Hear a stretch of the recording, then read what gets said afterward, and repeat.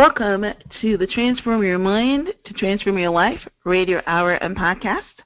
I'm your host, certified professional life coach Marina Young, and in the co-hoster today is Dr. Tra Ahia, Doctor of Psychology, author, lecturer, teacher, and coach.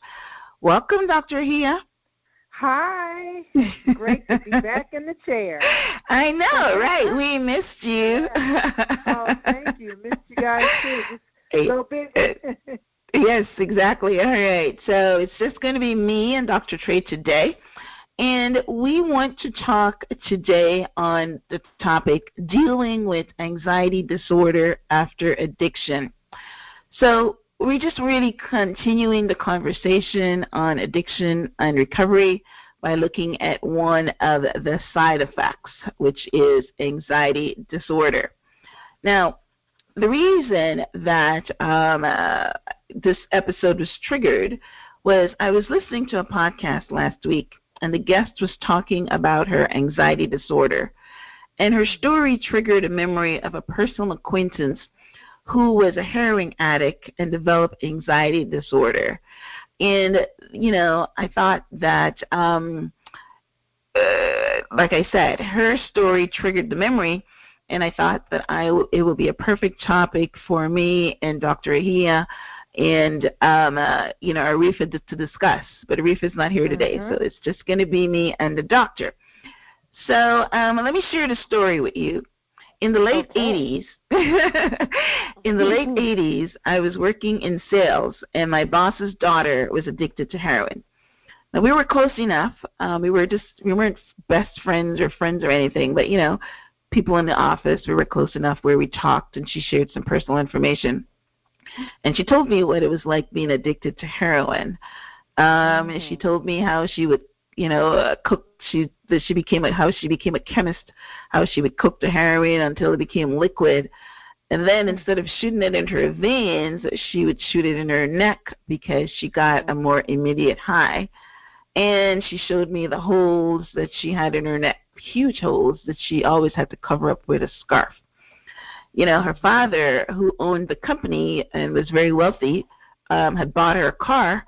And, on one of the days that she wanted a fix, she just sold that car for peanuts to get money to buy heroin.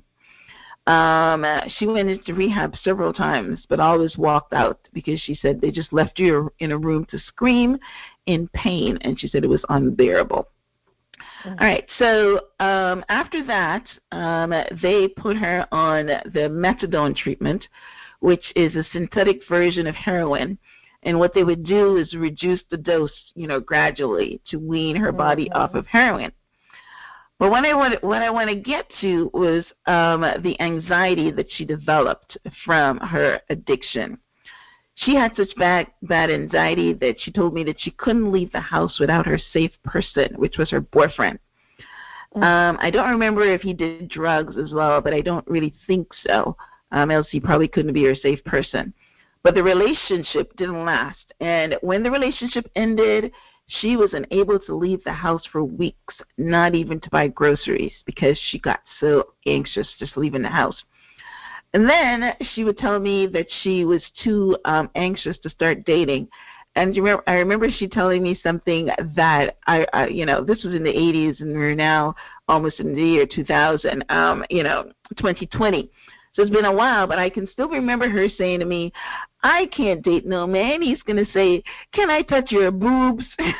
And to her, that was such a scary thing. I've never heard anybody, put it like that. You know what I mean? Right. So she did not date.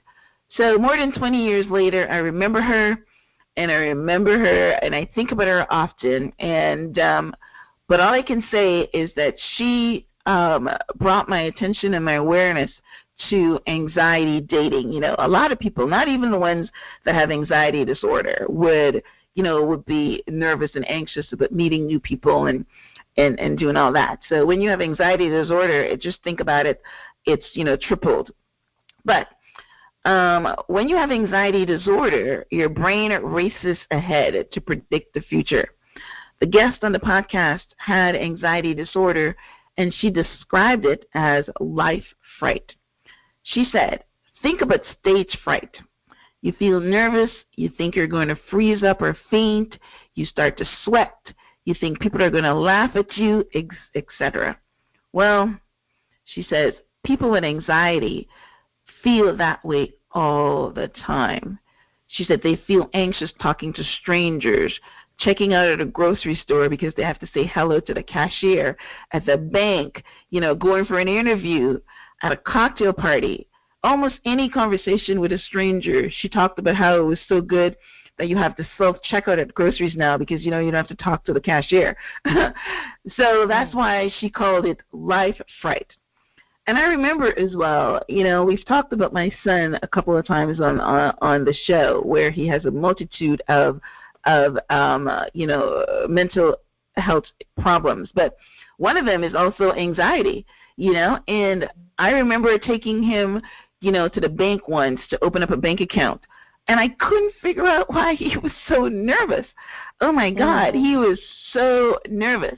So now listening to this lady talk, now I understand, talking to anybody, brings up your anxiety disorder. So perfect topic for me and Dr. Tra to talk about, as Dr. Tra is the author of the book, Call Me an Addict, War on Women. So my first question, Dr. Tra, is listening to my story of anxiety with my friend and with the podcast guest and with my son. How does my story relate to being called life fright? Is that would that be something that you would call it? No, not at all. I think that for that young lady, whoever coined that term, for her, that helped her manage it, and helped her understand for herself this thing that she was feeling. So for her, that was a good term to use, life fright. To me, it just denotes, the life is a path that we follow. We live and breathe, and we go through changes, ebbs and flows. And so my thought when I think about life fright is that I'm afraid of living, period, the entire process of life. So for me, I would use that term in reference to anxiety. But I can see why she did. Right. Okay. So what you're saying is to make a broad statement of life fright, meaning that you're afraid to go to bed or something. I get you. But basically you're just afraid for any interaction with people, whatever it is. That's basically what she's talking about. Right. Sounds like it for her. And for some folks who experience anxiety disorder, it's not just that I'm afraid to talk to people. So I think it's important, to understand when we look at some of the research and we look at what the American Psychological Association talks about and how this whole thing is diagnosed, this disorder called anxiety disorder. The Diagnostic and Statistical Manual 5 outlines the criteria for the disorder itself. And it's interesting to note when you talked about your son that many of the anxiety disorders develop in childhood, and they tend to be persistent if they're not treated. And most of these anxiety disorders occur more frequently in females than in males. And we're talking about an approximate ratio of 2 to 1. Oh, really? So it's interesting when you talked about that, that your son, experienced that as well. It's sad. Yeah, well, his is really bad too. He stutters a lot, and basically that's how his comes out. Like he stutters, he can't speak, talking to anybody, nervous about anything. All right. Well, it's interesting that you should say regarding how it's diagnosed. So, and when I was researching for this topic, I saw that there are 3 kinds of anxiety, or 3 types, I should say. Situational anxiety, social anxiety, and high functioning anxiety. So what are the differences between those 3? And then a follow-up question would be, which one is usually associated with substance abuse? So there are more than just 3 types of anxieties, way more. And I think it's important also for the audience to understand that when we talk about anxiety, we're talking about an irrational fear of something that someone is experiencing. It's irrational. It's not not logical that you're excessively fearful over this specific situation, or you're apprehensive about something, or you have difficulty managing daily tasks. So when we think about anxiety, for the audience, I want them to know that it's irrational. You know, my heart is racing. I feel like I'm going to die. And you know you're not going to die because you lived through it. Because you're telling me that you have this fear of something and your heart raced and your hands were sweaty and you felt all these things. So it's irrational in that sense. Okay. And at the same time, we have to keep in mind that anxiety is not something that's abnormal. Many of us become anxious at one time. Yeah, or another, that's true. Right. Yeah. Yes.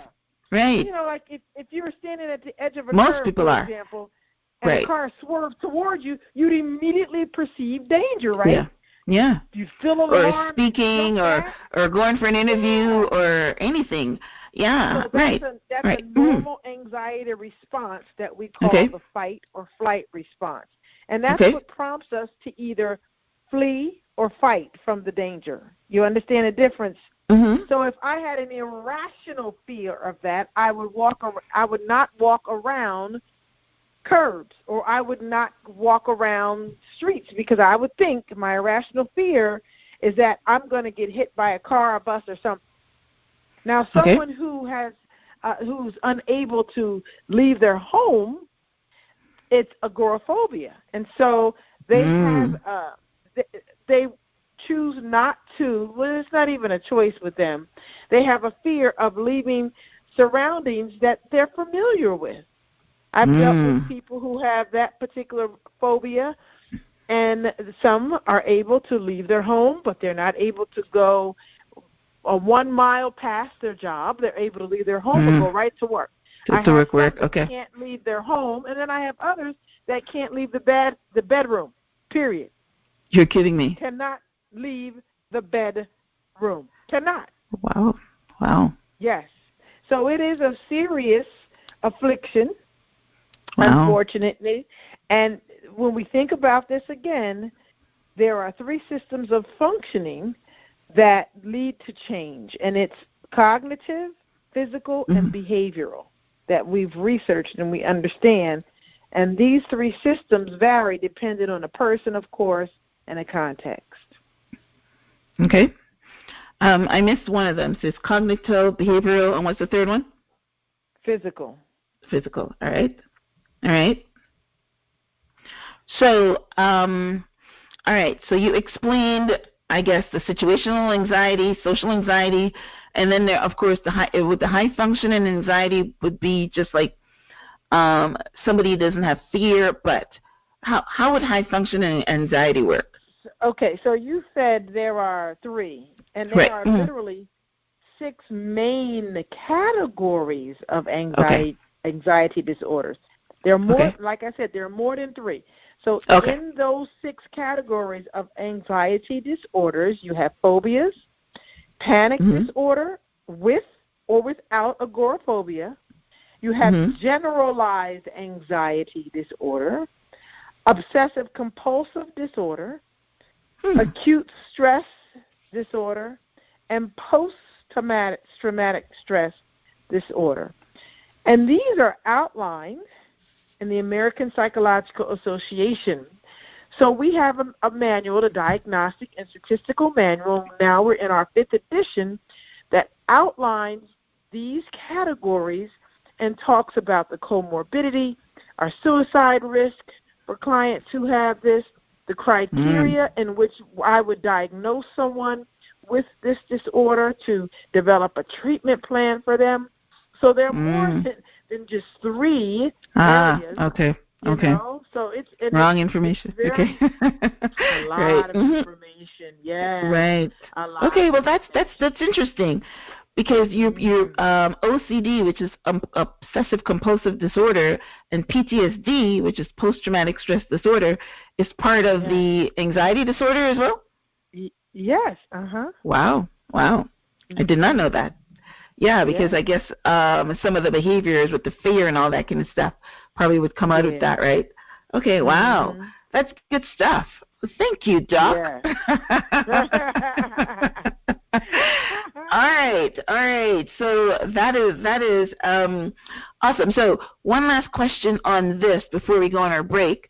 I probably know the answer to this since you told me the 6 categories of anxiety. But let's just make it clear for the audience that's listening.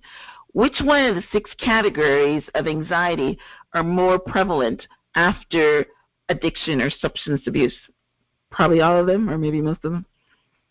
Well, when we talk about anxiety disorders, we have to think about the context and we have to think about the individual. Okay.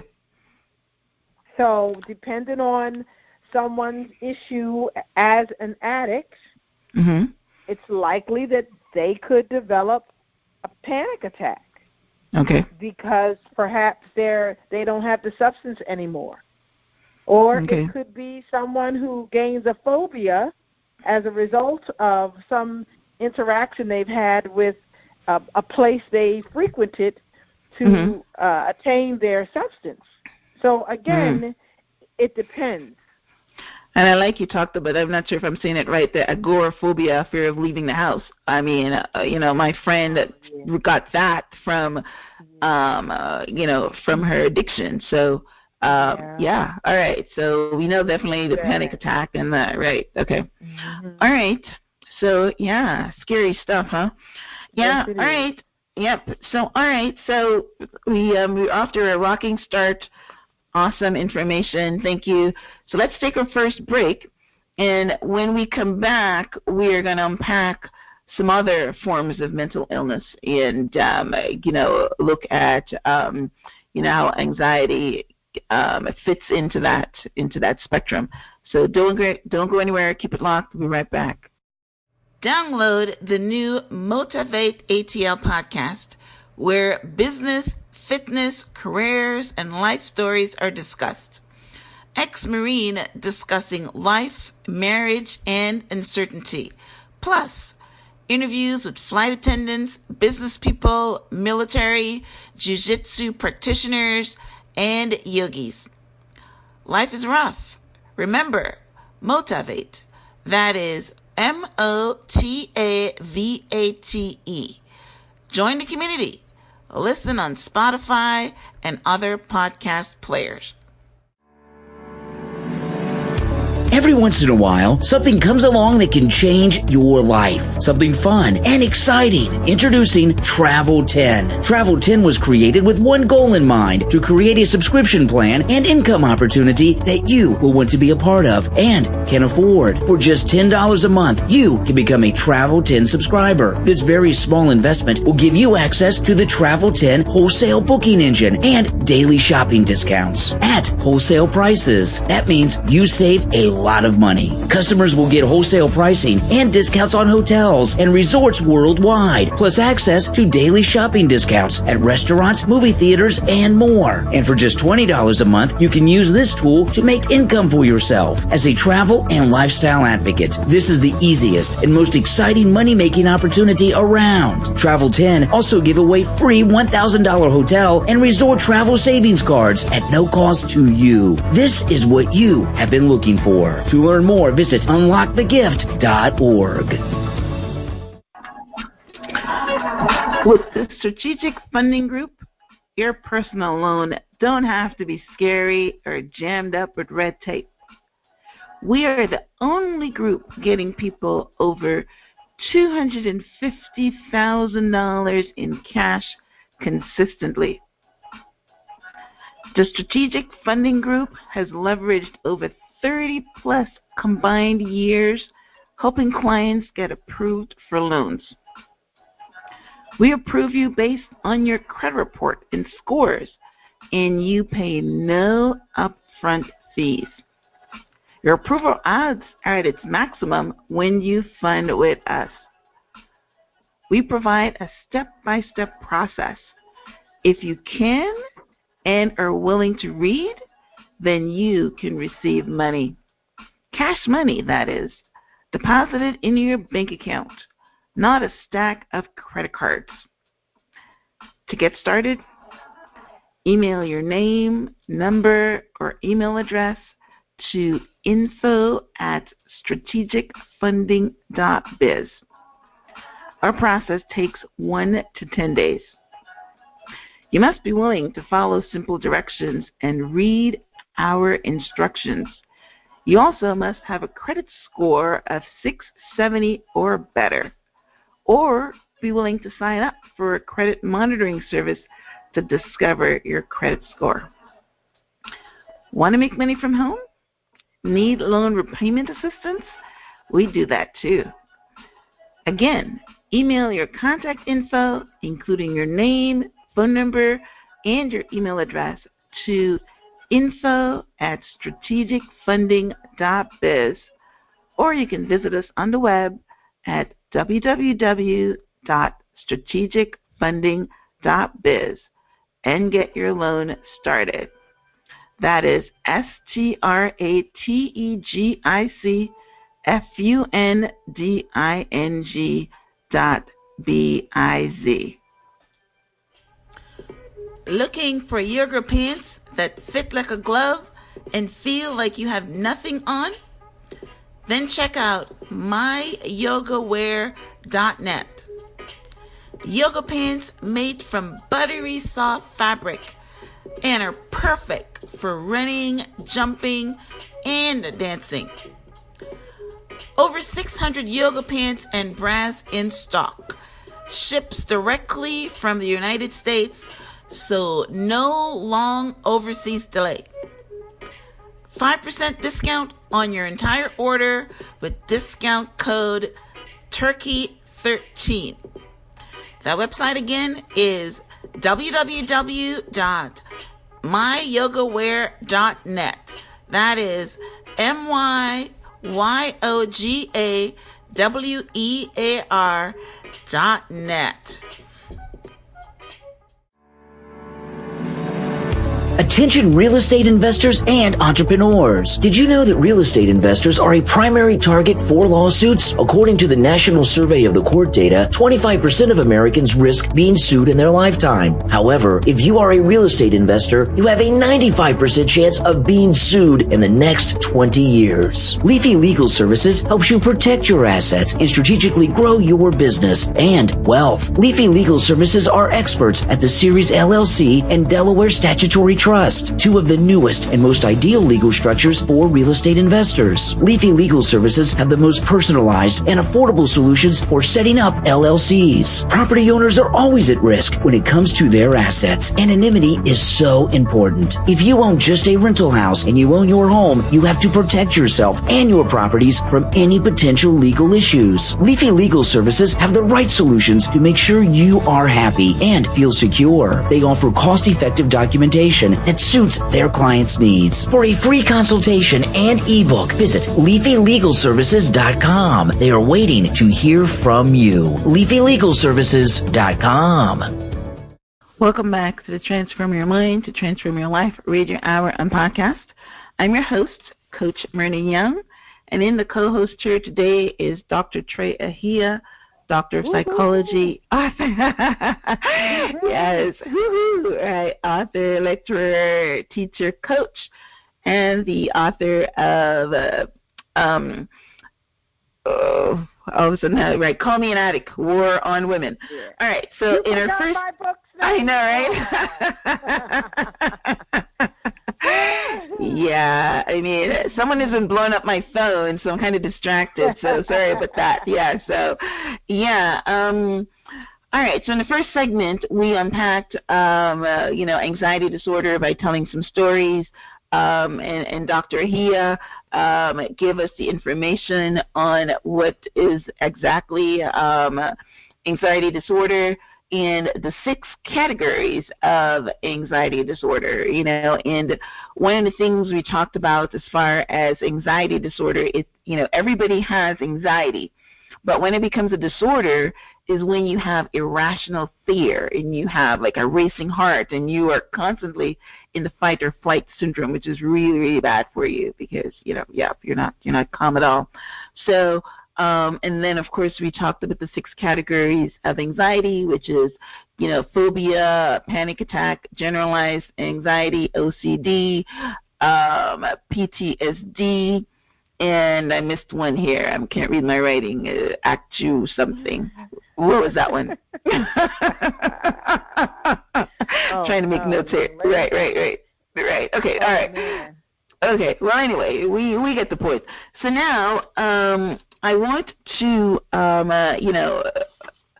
one of the things when I was researching this topic, and as Dr. Ahia said, the anxiety disorder is a form of mental illness. And I understand that mental illness presents itself in many forms. Like I've got a couple here, but you probably can expand on it. Schizophrenia, anxiety disorder, anorexia, depression are the most common. Do we want to add any more to this list, Dr. Trey? Oh, my goodness. There are a tremendous amounts of disorders. We look at bipolar disorders. Okay, all right. So many more, we could talk about. And when we talk about common, also that it may depend on my age. If I'm younger, I might have attention deficit hyperactivity disorder or autistic issues. So there's a tremendous amount of disorders that, neurodevelopmental disorders that I see, working with the population more than would be adults. All right. Yeah. Awesome. Right. Yeah. Well, okay. So today we're talking mainly about anxiety disorder, but I just wanted to give you guys a context of where it fits in. And I know, Dr. Trey, you mentioned it earlier as well, but my research also shows that these disorders present themselves as early as 14 years old. And basically what they're saying is that it can be treated successfully by mental health professionals if treatment is started early. But treatment sometimes or most of the times are not, because, again, a lot of people feel that mental illness equals crazy and they don't want to talk about it or seek help. So so I just want to ask you the question, do you think, Dr. Ahia, that is true, that mental illness a lot of times goes untreated for decades? What have you seen in your experience? So one of the things that is accurate is that mental health issues can begin in childhood. That's one thing, before we even get to be teenagers. Mm-hmm. The other thing is that depending on an individual's culture, it may not be recognized as a mental health issue. He's just special, he has a problem, she's just like that. You'll hear those terms.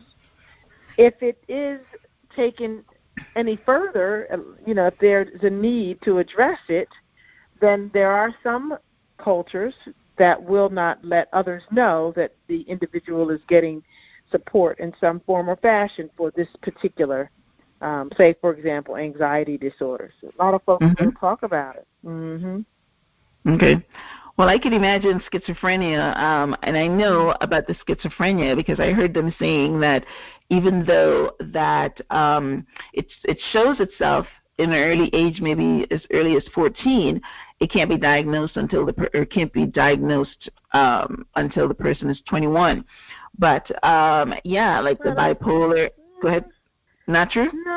No. They can diagnose an individual earlier than 14 with that may have schizophrenic symptoms. Of course, it would be horrible to wait until the person's 21 and then, now I'm going to diagnose you with this disorder, even though these signs have been obvious to us and for like the last 10 years. No, most clinicians, we know that, and we have certain guidelines and criteria that we follow in order to make an accurate diagnosis.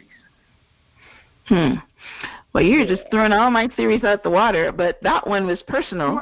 Again, my son, I mentioned it in the last show, that his parent, his biological mom was schizophrenia, and he developed all the symptoms very early, and they said, they told me that it can't be diagnosed until he's 21. So that's basically what they told me. So that was personal experience. They were telling you, get away. We don't want to deal with this. Right. Yeah. So I thought it was something to do with the brain in its maturity or something like that. Development. Yeah, that's a proper word. Right. Okay. All right. Yeah. All right. So now you also mentioned earlier when we were talking about mental illness, anxiety disorder, and how it relates to suicide. And one of my research that I wanted to get into also says that 90%, very high number, of suicide results from mental illness like anxiety disorders and depression. So the first part of the question is I want to ask you about that research and that data. I can understand depression, but I don't understand the connection of anxiety to suicide. So I can imagine, I can just think about someone being constantly invaded with thoughts and actions to do something, and your mind is racing, and you have, say, for an OCD person, and you have this obsession. Did I lock the door? Did I wash my hands enough? So you become engrossed in those thoughts, and enough is enough. So I can see how individuals would like that to stop, and so they would commit suicide. Certainly, I can see that. Sure. So just silence the voices or silence the whatever. Wow. Voices. Yeah. Okay. I got you. To me, from a normal mind, that seems a bit excessive, but we're talking here about silence the voices, especially if you're schizophrenia and you're hearing voices in your head all the time. You want to silence it.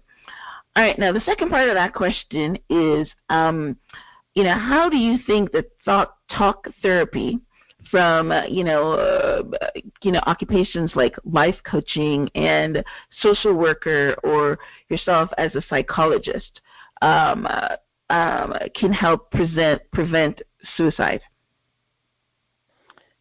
Well, it's a good question. And when you talk about preventing suicide, I have a whole thought process myself about this, dealing with individuals who had depression. And ideally, as a clinician or even a counselor, cognitively, you want the person to see the need to stay here. We never want to say, oh, it's that bad. It's not that bad. People will say that to individuals who are suicidal. Oh, it's not that bad. And interestingly, when you think about what the person is experiencing physically, perhaps it is that bad. Perhaps for them, it's very bad. And when I say physically, I'm talking about the not just the psychological factors, because then we're thinking about what influences psychologically, what influences that it might have on their cognitive ability to move past that, right? I'm talking about the biological factors that cause the anxiety in the individual. So we're talking about regulation of the brain chemistry. We look at the three major neurotransmitters that are involved in anxiety is our serotonin, our norepinephrine, and our gamma aminobutyric acid, the GABA. So when we think about those, I don't have control over that. I'm experiencing this anxious feeling. I've got this influx of serotonin. I can't do it anymore. I'm killing myself. I'm done. So when we're talking about someone helping an individual, we have to also take that into account as well. The changes in the brain activity, that's what we have to take into account. Okay, so does talk therapy help? Can talk therapy help? So when I think about that, I think about the cognitive theories and how we can help folks by talking to them about, where they are. Where are you right now? And we know that there are people who have done well with cognitive therapy. They have done well. Okay. It's intense. It takes some time, and you really have to get the person to embrace this particular type of therapy. Some people do well on it, but usually it's coupled with medication. Mm. Yes, of course. So that's what really, because there's a chemical imbalance. So that's what really helps a lot of folks. So that means they would have to be, from the three that I mentioned, life coaching, social worker, and psychologist, none of them can prescribe medication. So then we have to add the psychiatrist. Psychologists can, if we've gone through certain classes to get that. Mm. Okay. Mm-hmm. All right. So then we just But a social worker and a psychologist who hasn't gone that far, they can talk to psychiatrists. Usually we have friends who are psychiatrists, and we just direct them to that. Okay. So one of the standard components of this cognitive behavioral treatment is the exposure therapy. And that involves gradually exposing that person either directly or through the person's imagination to whatever it is that makes that person anxious or whatever triggers that anxiety. So it could be helpful. Exposure therapy, that CBT, that cognitive behavior therapy, it can be helpful. It just takes time. Mm-hmm. Okay, all right. Well, this is a personal question. So what you're saying that I'm thinking of my son again. He's never had any kind of treatment for his anxiety. They just that's not one of the things he was treated for. So can it go away on its own? Can it what? Can it go away on its own? Not go away. I think he might learn how to deal with the symptoms. Okay. He might learn how to deal with them. That doesn't mean that it goes away on its own. When we think about the biological factor, you remember biologically he's predisposed to mental health issues because his biological parent had some as well. So we have to remember it's in him biologically. It's in him. It's in him. Okay. Mm-hmm. All right, so it can't go away. Okay. So I've got to actually. He knows how to deal with it. Yeah, he just knows. He's learned ways to be quiet when he hears the voices, or when he gets that fear, he learns ways to navigate around it. Okay. All right. Awesome. Wow, I like talking to you. I learned so much. Thank you. Yep, I learned so much. That's awesome. All right. So let's take our second break.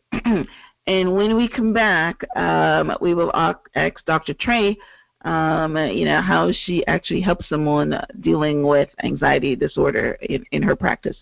So don't go anywhere. We'll be right back, and keep it locked. Every once in a while, something comes along that can change your life. Something fun and exciting. Introducing Travel 10. Travel 10 was created with one goal in mind: to create a subscription plan and income opportunity that you will want to be a part of and can afford. For just $10 a month, you can become a Travel 10 subscriber. This very small investment will give you access to the Travel 10 wholesale booking engine and daily shopping discounts at wholesale prices. That means you save a lot of money. Customers will get wholesale pricing and discounts on hotels and resorts worldwide, plus access to daily shopping discounts at restaurants, movie theaters, and more. And for just $20 a month, you can use this tool to make income for yourself as a travel and lifestyle advocate. This is the easiest and most exciting money-making opportunity around. Travel 10 also give away free $1,000 hotel and resort travel savings cards at no cost to you. This is what you have been looking for. To learn more, visit unlockthegift.org. Ever wonder about human behavior and its intricate makings of a wonderful being?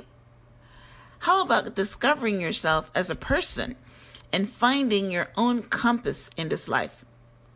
The new Afterthought podcast challenges your established norms and habitual thinking through psychological, spiritual concept of pattern finding and discovery of universal truths.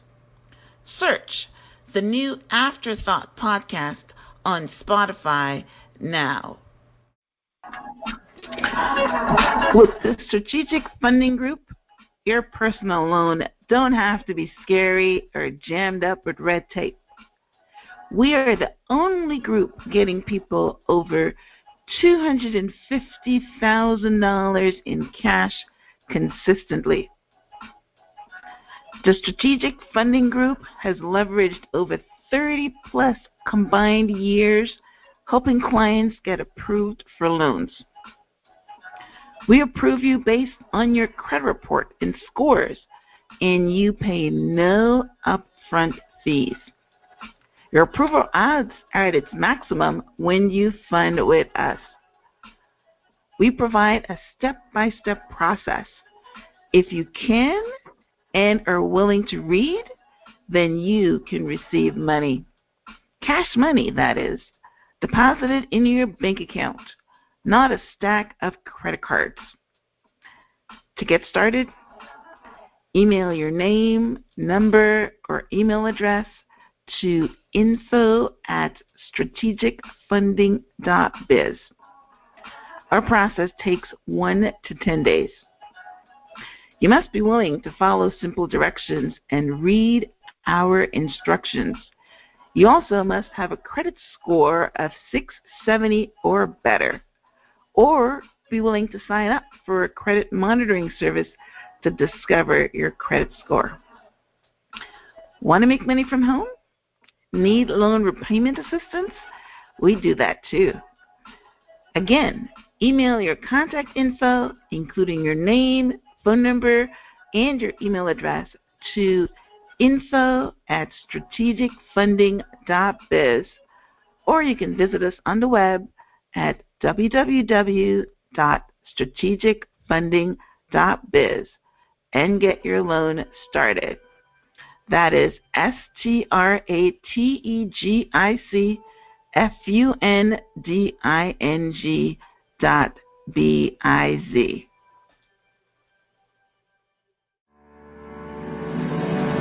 Attention real estate investors and entrepreneurs. Did you know that real estate investors are a primary target for lawsuits? According to the National Survey of the Court data, 25% of Americans risk being sued in their lifetime. However, if you are a real estate investor, you have a 95% chance of being sued in the next 20 years. Leafy Legal Services helps you protect your assets and strategically grow your business and wealth. Leafy Legal Services are experts at the Series LLC and Delaware Statutory Trust, two of the newest and most ideal legal structures for real estate investors. Leafy Legal Services have the most personalized and affordable solutions for setting up LLCs. Property owners are always at risk when it comes to their assets. Anonymity is so important. If you own just a rental house and you own your home, you have to protect yourself and your properties from any potential legal issues. Leafy Legal Services have the right solutions to make sure you are happy and feel secure. They offer cost-effective documentation that suits their clients' needs. For a free consultation and ebook, visit LeafyLegalServices.com. They are waiting to hear from you. LeafyLegalServices.com. Welcome back to the Transform Your Mind to Transform Your Life Radio Hour and Podcast. I'm your host, Certified Professional Life Coach Brittany Young, and in the co-host chair today is Dr. Tra Ahia, Doctor of Psychology, author of Call Me an Addict, War on Women, lecturer, teacher, and coach. And she has been coaching us today on the topic dealing with anxiety disorder, not only after addiction, but if you're predisposed to it, maybe biologically, or you just develop irrational fear. In our last segment, Dr. Tra unpacked for us information on, anxiety. She said that, most of the time it begins in childhood. And then I asked her the question if any kind of talk therapy, whether it be from a life coach like myself, a social worker, or a psychologist like herself, can actually help with anxiety disorder. And she said that cognitive therapy can work, and exposure therapy as well, having that therapy coupled with medication. So as we wrap up our show today, I just have, one last question for Dr. Tra is, so when you were in the rehab and, treating women that had substance abuse with anxiety disorder, what were some of the ways that you, helped them to deal with that? So in the rehab, I didn't have any women who presented with that issue. Really? Okay. However, I did have, when I was in the clinic, in my outpatient clinic, I did have people who experienced this. So I utilized the exposure therapy as a form of treatment, cognitive behavioral therapy. And what I did, the rationale behind this particular form of therapy is that we practice exposure to their fears. This process is called habituation. So I want to expose that person to their fear, and as that anxiety decreases and they have more practice, they learn that it was an irrational, excessive fear. So I had one woman who was agoraphobic. And I was just going to get to that one.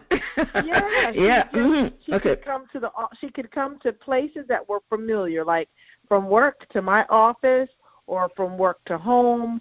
But when we would look at her going, she wanted to be a bowler, and so the team would meet, and she wanted to become a bowler. She wanted to go bowl with them. So we first drove. I had her drive a few blocks outside of her familiar surrounding, and you can see her getting anxious. You could see it happening in her. So what I did was we would go back to the office, and then the next time we met, we would go a little further and a little further and a little further. So the idea is that with repeated practice in therapy, and then as part of the client's homework, the individual usually works with these anxiety disorders. They develop the skills that will enable them to identify anxiety-related thoughts and beliefs, and then they can identify common distortions in their own thinking.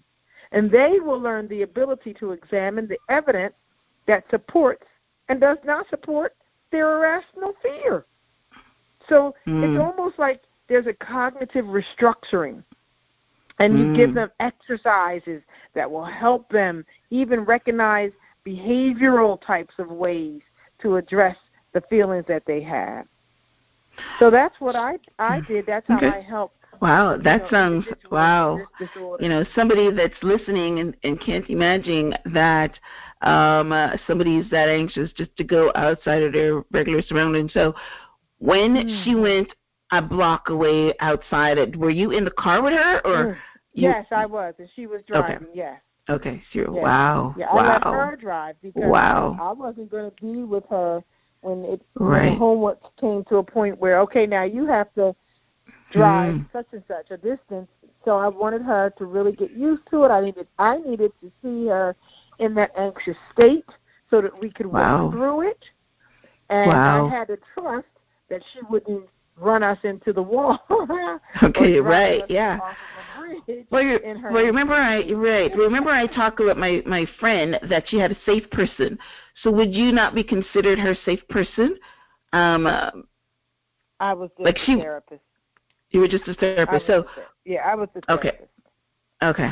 All right. But I see what you.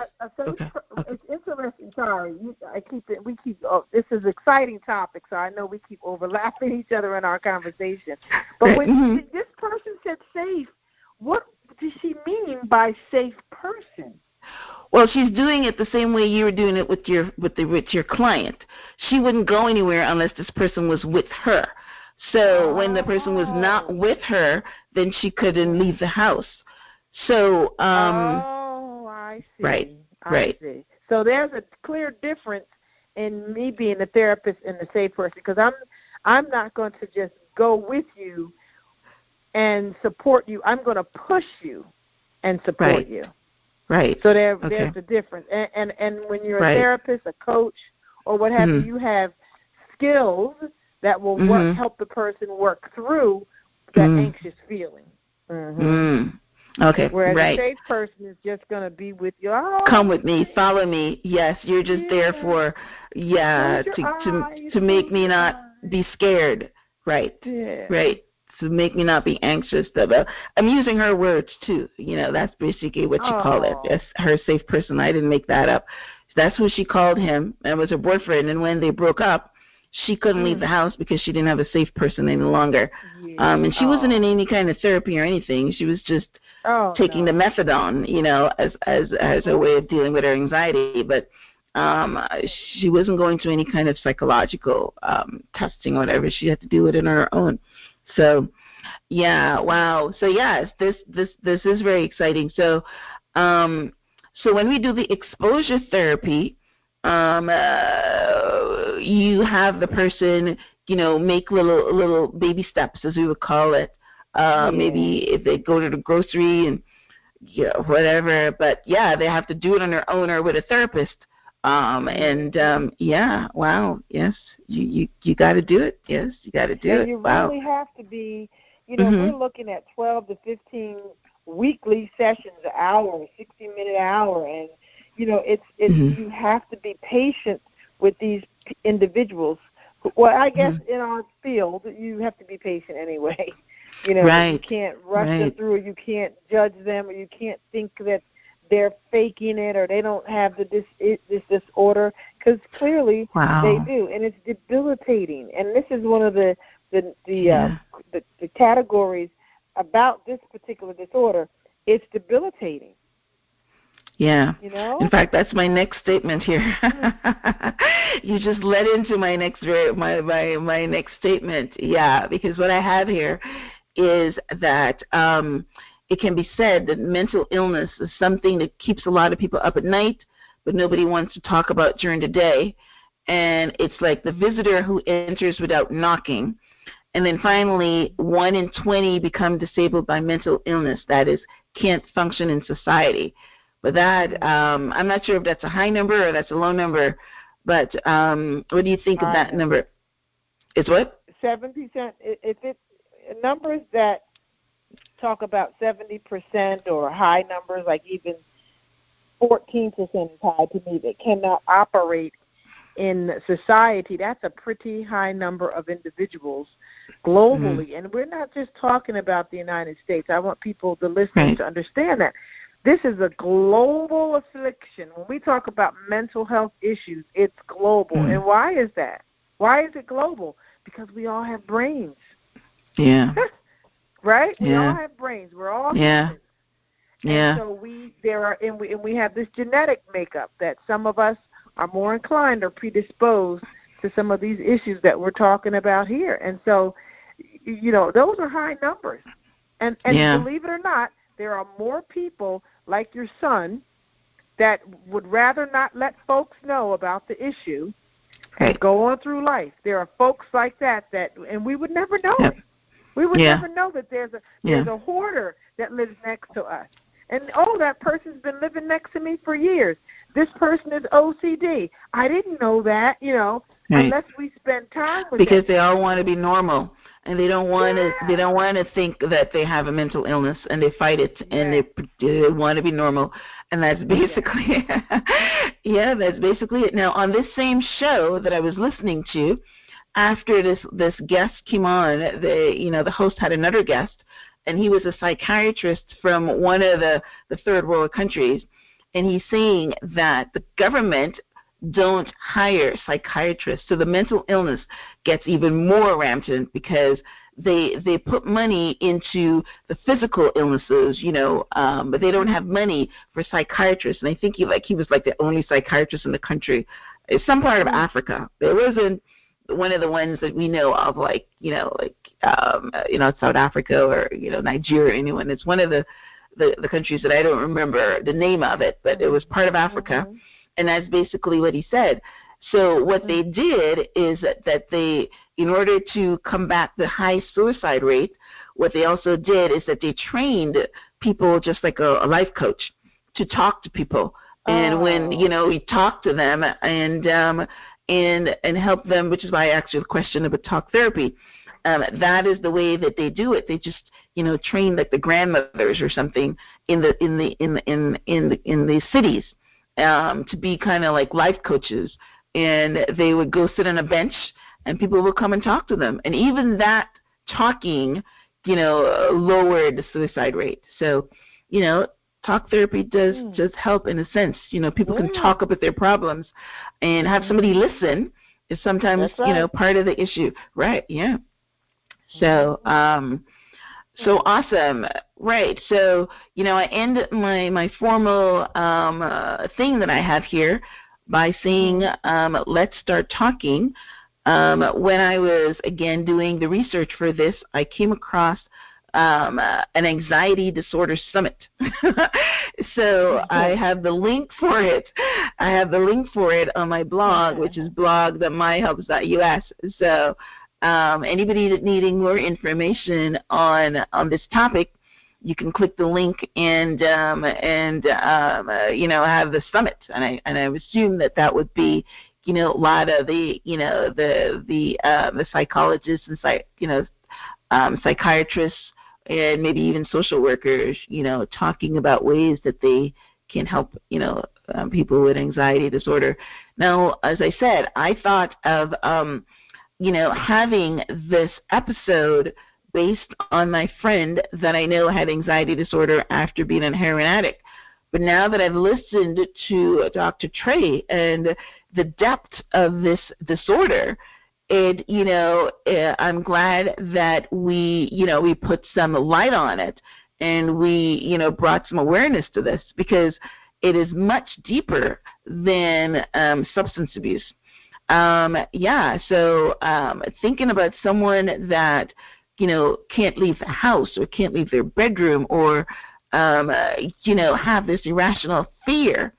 I'm thinking of this lady that, again, I read a lot. So this woman was talking about the fact that she was afraid of walking under ladders and,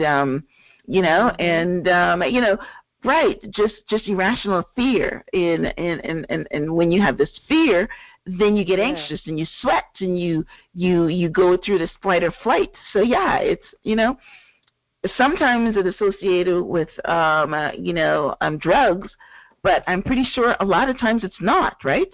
Right, that's right. Yeah.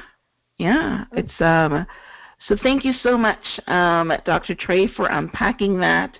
I have become much more conscious of this disease. I've become much more conscious of what my son goes through every day. Again, without hearing it from your words, you can figure out that, someone would be nervous talking to someone in a bank. But it's a stranger, right? I would never think of that. And someone we're driving next to. How about that? Think about that. When we're in our cars, which is a weapon, and someone is in the car and they might be behaving, or you might think, hey, that person cut me off. Maybe they're having an episode. So we really have to be cognizant of that and be more tolerant of others' differences. And this is one of the issues with our climate. Our political climate now is just horrid, and it's ignoring the tolerance of differences of everyone on the globe. Yeah. It's sad, and we need to get closer to that. We need to come back to being able to tolerate individuals' differences. Yes. Let me just appreciate you for who you are. You're heavier than I am. You're taller than I am. You're shorter. You're darker. You may perhaps intellectual differences. You may have a mental health issue. Whatever it is. No arms. I have arms. Whatever. We have to learn how to appreciate and tolerate others' differences. Different races too. Different religions. Everything. It encompasses everything. Different ethnic groups. Remember, we're all the same race. Remember. We are all the same race. Yeah, we may God's be race. Ethnic groups. Right. Or the human race, I should say. Right. That's right. Right. We are all the same. The same race, right. You cut one person open, it's going to be the same as the person 5,000 miles away. Same. Yeah. Yeah. Good end. Love it. All right. So as we wrap up, I want to thank our listeners for being with us to the end. I'm sure that you were held captivated by our topic today because it was a very great topic. Bring awareness to something that maybe you know someone that have an anxiety disorder, but you didn't know what it is until now, like I did. Thanks Dr. Tra again for, bringing her knowledge to the show. And really do appreciate her because now we can share content that would make you better, our listeners, and help you to navigate your daily life. So please show your support by posting a review on iTunes and subscribing to the podcast. If you have any questions or comments on this content, please post your comments on my blog, which is blog.myhelps.us. As listeners, you're also invited to join my private Facebook group called Life Coach. You can post questions and comments there as well. We've got a great YouTube following now, thanks to Dr. Tra. So a lot of people have been posting their comments, on there. I love reading the comments and seeing, that they're enjoying the content. So I appreciate that. To read a transcript of this interview and to access the links to the advertisers who supported this episode, again, head over to blog.myhelps.us.